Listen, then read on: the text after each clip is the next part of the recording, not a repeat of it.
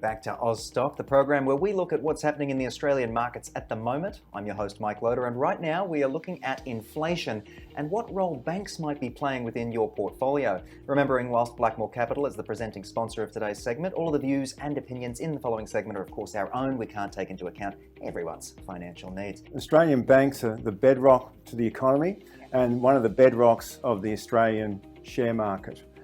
So we do hold the banks, Commonwealth Bank, National Australia Bank and Westpac, and they have performed very well over the last year, albeit coming from a very low base affected by COVID.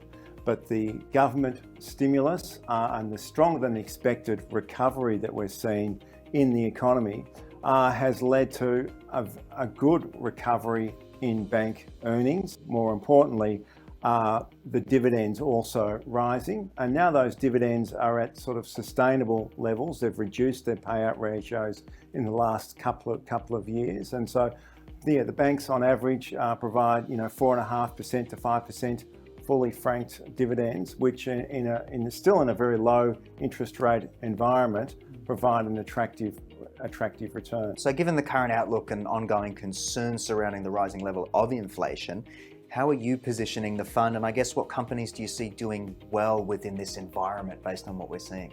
So the sorts of companies that we want to hold in that period of time is going back to quality. Those companies that have got resilient earnings, that have got ability to either hold prices or be able to push price increases through either pass-through contracts, which they have with their customer base, and companies with strong balance sheets as well. And that's important because one of the ways that they want to tackle inflation is by raising interest rates, and that will make the cost of debt higher. So companies with strong balance sheets and low debt will not be as affected by it. But inflation is a persistent problem, and I think that we all need to certainly navigate that for the foreseeable future.